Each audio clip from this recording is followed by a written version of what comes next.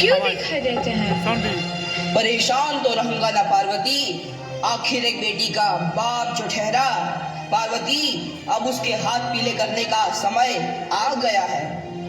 पर हमारी आनंदी तो अभी सिर्फ 9 साल की है। अभी तो उसके पढ़ने लिखने और खेलने कूदने के दिन हैं। देख पार्वती, लड़कियां पराया धन होती है और जितना जल्दी इन्हें घर से विदा कर दे उतना अच्छा है। कल से आनंद की पढ़ाई लिखाई बंद। पर बापू, इसमें मेरी क्या गलती है? आप मुझे पढ़ाई करने क्यों नहीं देते? तेरी गलती है कि तू एक लड़की है। लड़का होती तो क्या बापू? लड़का होती तो क्या? ए लड़की, ज्यादा जबान ना चला, नहीं तो जबान हलक से खींचकर बाहर निकाल दूंगा। बापू, मैं पढ़ लिख कर कुछ बनना चाहती हूँ। मेरी पढ़ाई ना रोको बापू। आनंदी, तुझे पढ़ना है तो पढ़, लेकिन सारी उम्र बाप की छाती पर यूं बोझ बनकर ना बैठ। पर बापू, अभी तो मेरी उम्र पढ़ाई लिखाई की है। मुझे पढ़ लिख कर डॉक्टर बनना है। पढ़ाई पढ़ाई पढ़ाई, आज तो तेरी इन किताबों का काम तमाम करके ही छोड़ूंगा। ये ले। नहीं बापू, मत फाड़ो, मत छोड़ो बापू। छोरी। नहीं नहीं बापू, नहीं। बापू, ये तुमने क्या किया?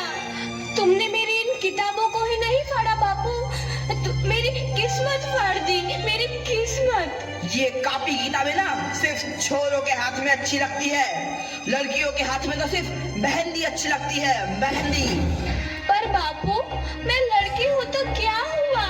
लड़का और लड़की तो हमारे दोनों आंखों के समान होते हैं। चुप कर आनंदी, और यह एहसान मान कि अब तक जिंदा है तू।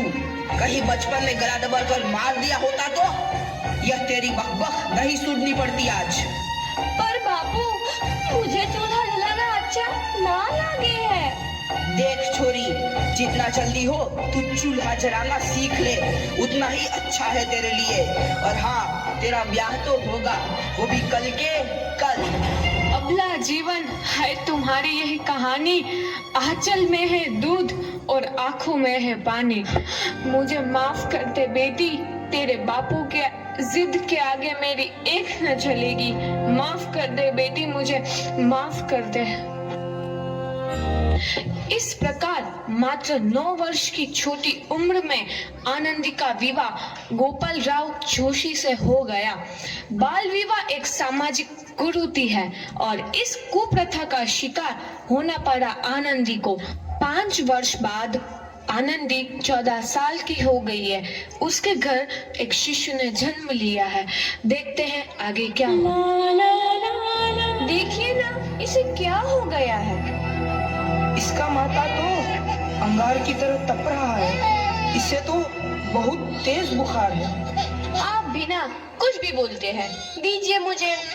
माधव, माधव, जल्दी से वैद्य जी को बुला के लाओ। जी, अभी बुला के लाता हूँ। ये तुम क्या कर रही हो आनंदी? भगवान की विभूति लगा रही हूँ। बस करो आनंदी, ये सब अंधविश्वास है। अरे आप यकीन तो कीजिए, भगवान की कृपा से इसका माथा ठंडा हो रहा है और बुखार भी उतर गया है ना बाबू? देखिए, दीजिए मुझे। उठो बाबू, आंखें खोलो, तुम्हें तुम्हारी माँ बुला रही है। आंखें खोलो, देखिए ना इसे क्या हो गया है। आंखें भी नहीं खोल रहा। आंखें खोलो बेटा।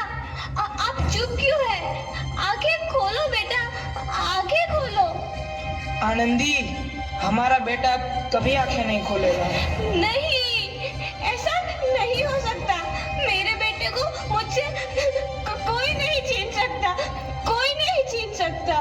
पागल मत बनो आनंदी। माधव, माधव। आनंदी, बंद करो ये पागलपन। भगवान ने मेरा बच्चा छीन लिया। भगवान ने नहीं, तुम्हारी अशिक्षा और अंधविश्वास ने तुम्हारा बच्चा छीना है। अगर तुम पढ़ी लिखी होती तो आज हमारा शिशु जीवित होता। तुम अनपढ़ थी आनंदी, अनपढ़। नहीं, अब मैं अनपढ़ नहीं रहूंगी। नहीं रहूंगी मैं अनपढ़। मैं पढ़ूंगी ताकि कल किसी और आनंदी को इलाज के अभाव में अपना बच्चा ना खोना पड़े। शाबाश आनंदी, और यही तुम्हारे अपराध के लिए प्रायश्चित भी है।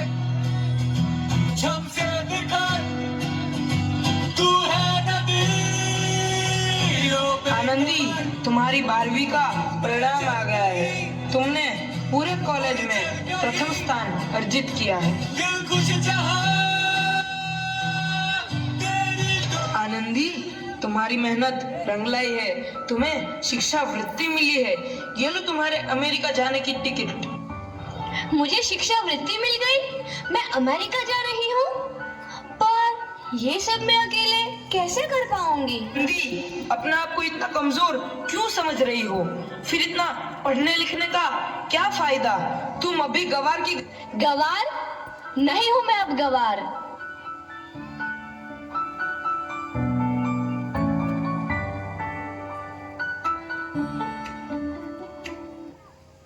तो इस प्रकार 7 अप्रैल 1883 को आनंदी अमेरिका के पेंसिल्वेनिया के लिए रवाना हुई और 3 साल बाद उन्होंने डॉक्टर ऑफ मेडिसिन की उपाधि प्राप्त कर ली। इधर आनंदी के पिता की तबीयत बहुत खराब है। आगे क्या होता है देखते हैं। लगता है अब मेरे जाने का समय आ चुका है। अब मैं नहीं बचूंगा। ऐसा मत बोलो। शहर के सिटी हॉस्पिटल में अमेरिका से डिग्री लेकर कोई बड़ा डॉक्टर आया है। एक बार वहां चलकर दिखा लेते हैं। हाँ, सही बोला भैया। कम से कम दिल को तसल्ली तो मिल जाएगी। हाँ हाँ, चलो चलो जल्दी हॉस्पिटल चलते हैं।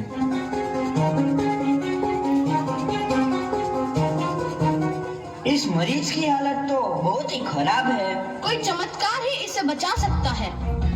ऐसा मत बोलो भाई। डॉक्टर साहब कब तक आ जाएंगे?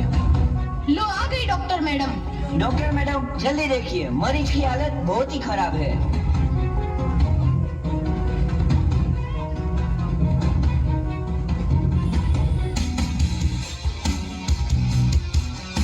अब आप बिल्कुल ठीक हैं। मौत के मुंह से आपको बचाया है डॉक्टर मैडम ने। डॉक्टर साहब ने मुझे बचा लिया।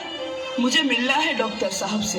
डॉक्टर साहब नहीं, डॉक्टर मैडम बोलो। डॉक्टर मैडम, उन्होंने ही तुम्हें जीवन दान दिया है। लो आ गई डॉक्टर मैडम, मिल लो उनसे। डॉक्टर मैडम, आपका बहुत बहुत धन्यवाद। आपने मेरी जान बचाई। इसके बदले में मैं गरीब भला आपको क्या दे सकता हूँ? वचन चाहिए मुझे कि कभी ये नहीं कहोगे कि लड़कियां कुछ नहीं कर सकती। वचन? ये कैसा वचन? अरे श्यामलाल, तुमने पहचाना नहीं? तुम्हारी बेटी आनंदी। आनंदी?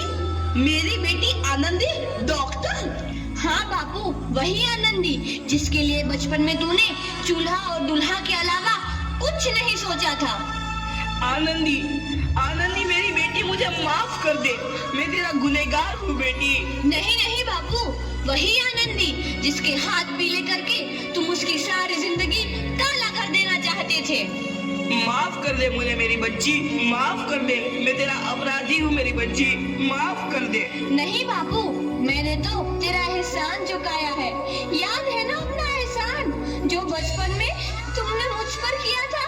ताने सुना सुना कर जीते जी मार डाला था मुझको। अब बोल, और किस किस को मारेगा? आनंदी बेटी, मुझे माफ कर दे मेरी बच्ची। मैं तेरा गुनहगार हूँ। बापू, आपने ही तो बोला था किताबें सिर्फ बेटों के हाथ में अच्छी लगती है, बेटियों के हाथ में तो सिर्फ मेहंदी।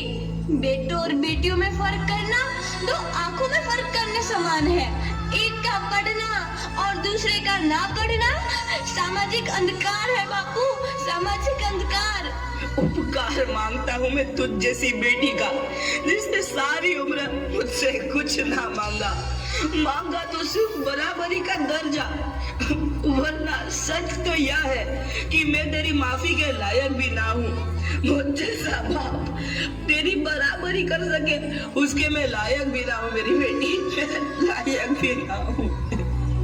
अपने बापू को क्या माफ नहीं करोगे आनंदी? माफ कर दो आनंदी, माफ कर दो। सुबह का भूला यदि शाम को घर लौट आए तो उसे भूला नहीं कहते। बापू, तो इस प्रकार आनंदीबाई